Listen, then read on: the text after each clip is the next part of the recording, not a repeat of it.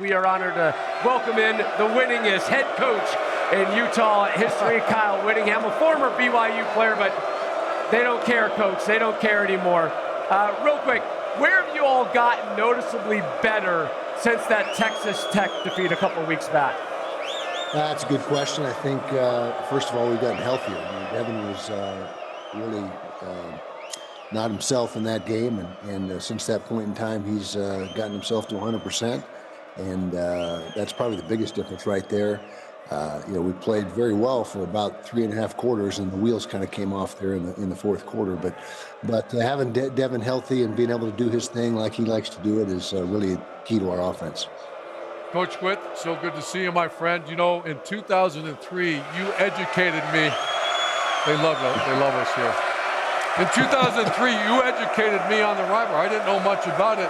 And I remember you're a pretty intense guy, but you lost your freaking mind that week. And I was like, wow. So put in your own words, I'm not sure the country really understands this rivalry. Put in your own words the intensity of this rivalry. Yeah, it's off the charts. Not only with the two programs, but the state, as a whole. It's definitely the biggest sporting event in the state of Utah in any given year, and everyone is either red or blue. There's nobody that's in between, and it's as intense of a rivalry as there is in the country. There's no doubt about it. Yeah, and you got a very unique perspective on this rivalry. You were an all-conference linebacker wearing the blue here, and then a legendary career wearing the red at the University of Utah. Is there any difference on either side? Does BYU take it differently than Utah? I don't think so. I think both sides are equally intense. And I've been involved in this rivalry for 52 years. And my father got hired down there in Provo as a defensive coach in 1973. And either him, me, or one of my siblings has been on one side or the other, with the exception, I think there was 2 years where that wasn't the case. But since 1973 until now, there's been a Whittingham involved in this rivalry every single year, but those 2.5 years. Hey, Coach Whit, thanks for joining us live. I know the fans behind us love the two-shot of you and Urban Meyer together talking about this game. They can't wait to embrace you here, Coach Whittingham. Utah and BYU coming up a little bit later here on Fox. And for more on the 103rd all-time meeting between these two, we go down to our 3 QBs. That's right, Rob. And obviously, we're going to take a little deeper dive now with the band calling tonight's game on Fox, RG3. We talked about the rivalry, just all the intensity about it. You got a true freshman, Bear Bachmeier. How do you see BYU getting him settled into this game? Well, Brady, you mentioned it right there. Bear Bachmeier is a freshman playing in this rivalry for the very first time, so you want to get him settled in. And how do you do that? You run the dang football. That's right. You get the running game rolling with L.J. Martin, and you get the Bear to find the honey and get to his happy place in play-action pass. This year so far, 5 touchdowns, 0 interceptions on play-action pass. In drop back, he's got 3 touchdowns and 3 interceptions. Let him get settled, establish the run, and I think the BYU faithful here with us will be very happy with the result. Yeah, on the flip side for Utah, you mentioned their rushing attack. Utah, the #1 rushing attack in the Big 12.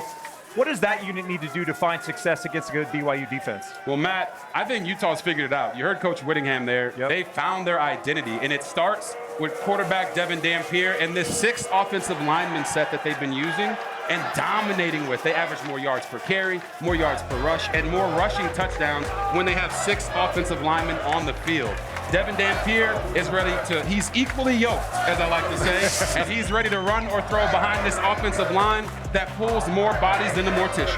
Well, look, we're looking for a great game tonight. Yeah. Great call from you. Kalani Sitake!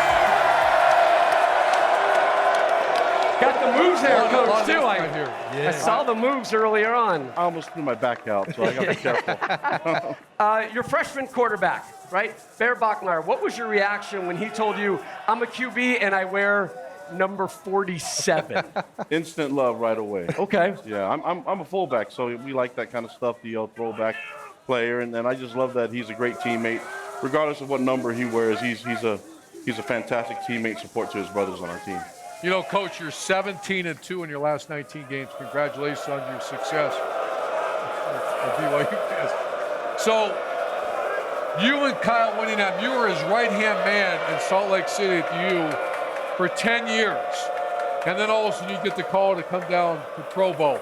I know, and I've been telling my friends, my boys, that this is as nasty rivalry as I've ever been around. Yet there's an incredible amount of respect between you and Coach Whitt. Tell us about that. Tons of respect and love. And by the way, thank you for your contribution to the rivalry game yourself, Urban. So I know you're getting a little heat here, but we love you. And I'm thankful for my time up there at the U and the friends and family that I've made up there, that they're still my friends and family to this day. It's definitely about respect and love, but when it comes down to it, we're not the one playing the game. We've got to prep our team and get them ready. But yeah, I have a lot of respect for those guys, and there's a lot of guys on that team that we actually love, and that's what makes this game even better. Coach, on the field later tonight, what's the most important thing you're looking for in that first quarter, that first opening drive? No, I just want the guys to let loose and have fun. I mean, this is being a person that played in this game, you're going to make some wonderful memories, and I don't want them to be so concentrated on the end result that they missed 60 minutes in between. Coach, man, you're very humble, man, and I love that about you, but your pregame speech before the Holy War last year, it turned me up. I ain't gonna lie, I was ready to suit up and play. You told them they don't know, but they about to find out. Yeah. Coug Nation is ready. Give these fans a little pep talk, a little prep speech, and get them ready for the next game. Well, I mean, first of all, we're a humble team. Yeah. We don't need to talk about ourselves, but people will eventually if you do things the right way. But I think that you have to have the foundation of love and respect, and that's what I encourage our fans to do. I think these guys are amazing. They have great passion for the game, but I just want our guys to have fun and use the juice that we're going to get from LaVell Edwards Stadium and from these fans, because we get to have this game back home. I appreciate you, Coach, but I know that speech is going to be a lot different pre-game. Yeah. So. I mean, they don't need the cameras around for that. But we have great leadership on the team. They don't need anything special from me. We'll turn up the volume in the locker room. Coach Sitake, thanks so much for joining us live. Appreciate you, Thanks Coach. for having us here. By the way, beautiful environment. BYU, you've been so fantastic. Two beautiful communities. Wonderful collection of human beings. Pristine institutions. Something happens, though, when these two get together. Remember, the schools canceled their 2016 men's basketball game due to all the tensions around this rivalry. Hate, we say it in our house. It's a strong word. It's not really necessary, but it might apply here. Coach, how do these teams, how do these coaches handle playing in such an intense moment like this? Kyle actually educated me on...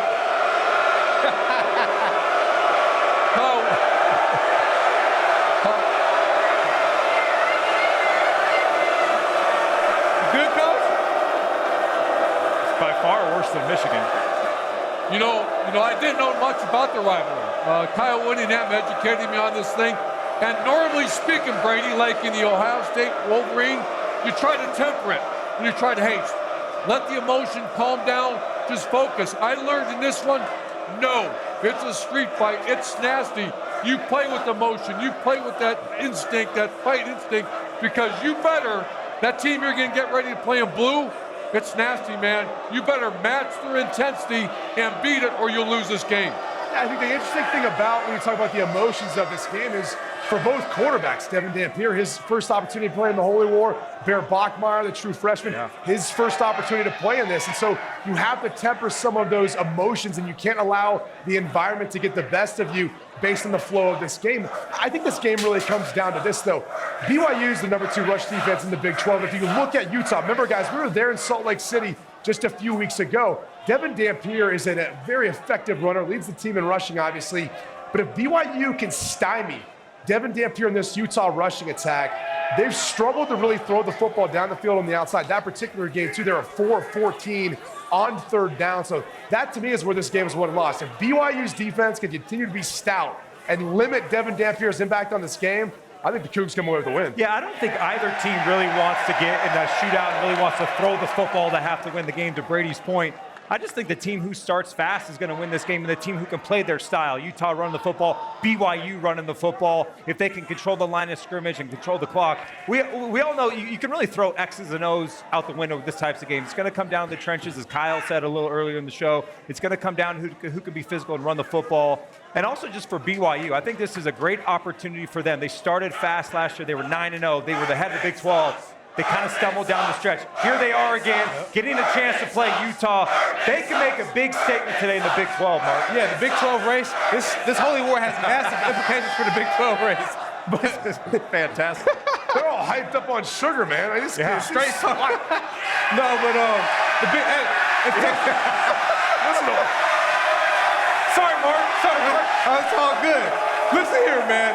Texas Tech, if they are who we think they are, they're the cream of the crop in the Big 12. So that leaves one spot. So BYU, they go out here, they win today. We got to really start taking them as a serious threat for the Big 12 title. Now you got Utah on the other hand. If they find a way to win, then they'll have a chance to possibly avenge that earlier season loss to Texas Tech. We got flags and everything coming around. But this game is going to have huge implications on the Big 12 title race. You got Cincinnati making a push. Natty. You got the nasty natty. You got Arizona State making a push. So the Holy War is going to have massive implications on this overall big picture of the Big 12 race.